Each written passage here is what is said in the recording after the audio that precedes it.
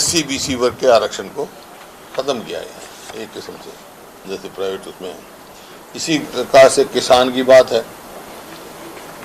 कौन से किसान के 1600 करोड़ के बिजली के बिल, 2200 करोड़ का कर्जा माफ किया। किसानों को शून्य ब्याज पर फसली ऋण का फैसला हमारा था, हमारे समय में था। गेहूं की MSP में 126% वृद्धि की, इसका मतलब हर साल 13% बढ़ोतरी की है 10 साल में। और धान की MSP में 143% बढ़ोतरी की हमने, यानी प्रति वर्ष औसतन 15% बढ़ोतरी हुई। गन्ने के भाव में देश में सर्वाधिक 117 से बढ़ाकर 310 दिया। किसान को भी आंदोलन नहीं करना पड़ा। समय पर सस्ते रेट में पूरा खाद, कृषि उपकरणों में कोई टैक्स नहीं था। बीजेपी ने क्या किया, एक भी किसान का बिजली बिल या कर्जा माफ नहीं किया। किसानों पर GST जोर थोप दी। मेरी फसल मेरा ब्यौरा में उजाया गया। गेहूं पर 39% हर साल लगभग 4% नाम मात्र बढ़ोतरी की, मतलब 39% हमने किया है, लेकिन साल की एवरेज देखा तो 4% बढ़ोतरी की। इस तरह धान पर 54 किया है, लेकिन हर साल 5% बढ़ोतरी है। कहाँ हमारी बढ़ोतरी, कहाँ इनकी बढ़ोतरी। गन्ने का रेट सिर्फ 19% बढ़ा है, जो हर साल औसतन 2% भी नहीं बनता। 750 किसान शहीद हुए, न MSP की गारंटी मिली और न ही दोगुनी आय का वायदा पूरा किया। खाद के कट्टे का वजन घटाया, रेट बढ़ाया, कृषि उपकरणों पर टैक्स लगाया, डीजल पेट्रोल के बेहिसाब रेट बढ़ाए, वैट और टैक्स लगाकर समय पर खाद नहीं दिया। हरियाणा में तो खाद थानों में बटी और बहु बेटियों को लाइन में लगाया। फसल बीमा योजना हरियाणा में मुआवजा पिछले कई सालों से प्रॉपर नहीं मिला, केवल कंपनीज को फायदा हुआ। फसल भरपाई योजना के फेल होने के कारण किसानों को नुकसान हुआ। नहीं नुकसान हुआ, फेल होगी वो तो। महिलाओं के सम्मान की बात है। कांग्रेस में महिला सुरक्षा में महिला सम्मान नंबर 1 रहा हरियाणा। दुनिया में तिरंगे का मान बढ़ाने वाली महिला पहलवानों को दिया देश में सबसे ज़्यादा इनाम व सम्मान। शिक्षक भर्ती में महिलाओं को 33% का आरक्षण दिया हमारे समय में।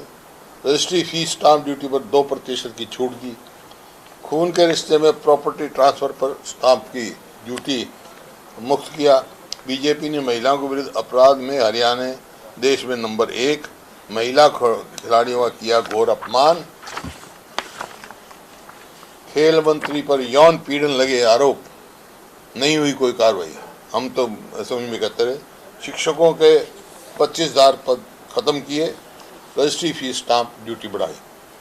और खेल और खिलाड़ी का जहाँ तक सवाल है, कांग्रेस में 481 खेल स्टेडियम परिसर बनवाए, पदक लाओ पद पाओ नीति लागू की, स्पैट की नीति लागू की, 750 पदक विजेताओं खिलाड़ियों की सीधी भर्ती की। बीजेपी ने एक भी खेल स्टेडियम परिसर नहीं बनाया।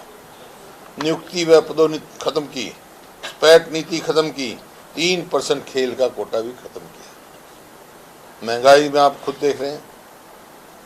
कांग्रेस के समय में सभी पड़ोसी राज्यों से सस्ता पेट्रोल डीजल हरियाणा में था और 400 रुपये में गैस का सिलेंडर था। बीजेपी में देश में सर्वाधिक महंगाई वाला राज्य बना। दोगुना किया वैट, जो हमारे समय में 9.18 वैट कर दिया। गैस सिलेंडर जो है 950 और अब तो 1200 हो गया, 1200 बढ़ा दिया। इसी प्रकार से जो इकोनॉमिकली बैकवर्ड क्लासेस का जो हमने आरक्षण दिया था, उसके बारे में हमारे देश में पहली बार हमारी सरकार ने आर्थिक आधार पर आरक्षण दिया। बीजेपी ने कोई आरक्षण नहीं दिया। केंद्र सरकार का हर घर नल योजना, कांग्रेस ने हरियाणा में 10 लाख कनेक्शन टूटी टंकी बिल्कुल मुफ्त दिए थे, जबकि बीजेपी सरकार ने यह योजना केवल कागजों तक सिमट के रह गई।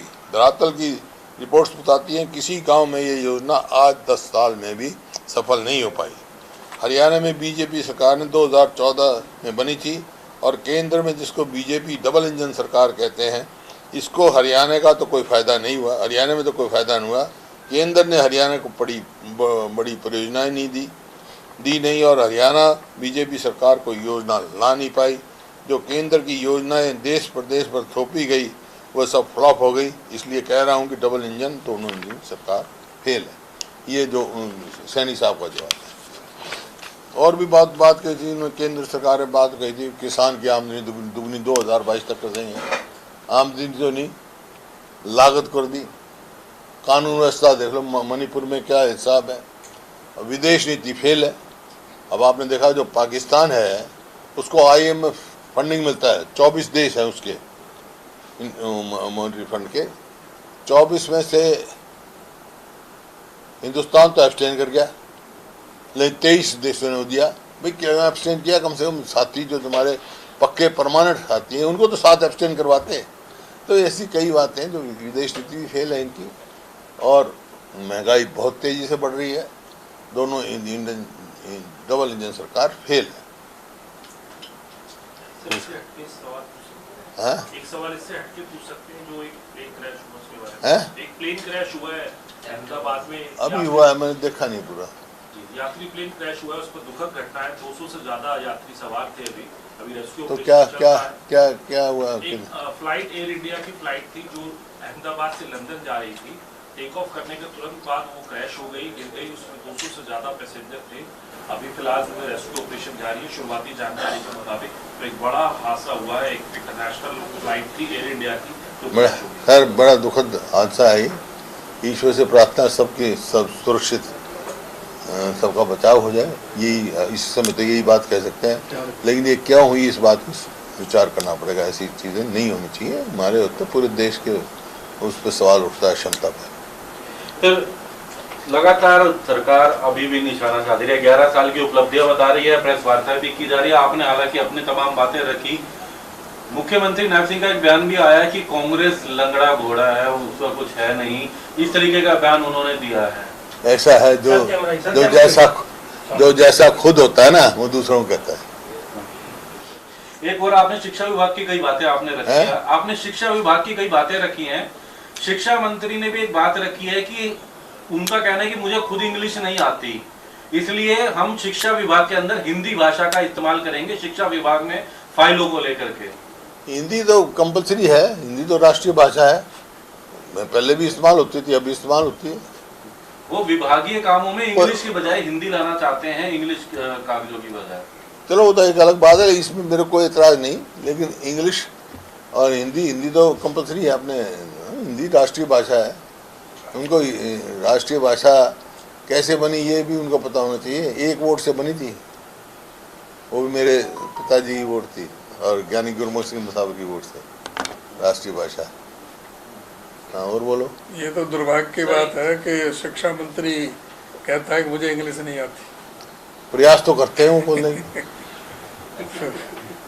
सर, एचयू में जिस तरीके की घटना है, एचयू में एग्रीकल्चर यूनिवर्सिटी हिसार में जो घटना हुई, छात्रों पर जिस तरीके से लाठीचार्ज किया गया, किस तरीके से देखते हैं इस तरह? नहीं, जो एचयू के प्रशासन का जो व्यवहार रहा है वो निंदनीय है। और केस तो रजिस्ट्री हुआ रजिस्ट्रार पे भी, लेकिन vice chancellor should also go. तुरंत उनको वहां से मना चाहिए। ऐसे इस किस्म से कभी यूनिवर्सिटियाँ चलती हैं क्या? भाई पहले तो तुमने उसका बच्चों का स्कॉलरशिप कम कर दिया। उनका जो था 70% जिसको भी नंबर मिलते थे उसको मिलता था, उसको आपने कैपिंग कर दिया 25% का। और जो क्वालिफाइंग मार्क थे वो 75% कर दिए। जाती है बच्चों के साथ। और फिर अपनी आवाज़ उठाना, बात करना उनका में ये थोड़ा ही लाठी प्रोफेसर और उनका ये खुद लाठियाँ लेके मारे, इनको काम थोड़ा ही है। कानून व्यवस्था की तरीके से चलेगी। बिल्कुल ये गलत है और बहुत निंदनीय उनकी कार्रवाई है। सर, आपने फॉरेन पॉलिसी के ऊपर भी सवाल खड़ा किया है। यूनाइटेड स्टेट्स की तरफ से पाकिस्तान की जो आर्मी चीफ है आसिम मुनीर, उनको इनवाइट किया गया है 25th आर्मी सेलिब्रेशन को लेकर। तो क्या आपको लगता है कि ये एक बार फिर से सवाल खड़ा करता है हमारी फॉरेन पॉलिसी पर कि इस तरीके से इतना सम्मान क्यों दिया जा रहा है पाकिस्तान को? मैं कह चुका है हमारी फॉरेन पॉलिसी फेल है, यही तो बताया मैंने।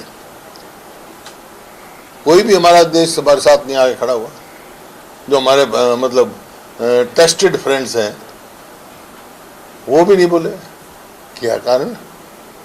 ये विचार करने का है। जबकि कोई ऐसा भी समय था सारे देश हिंदुस्तान के साथ खड़े होते थे।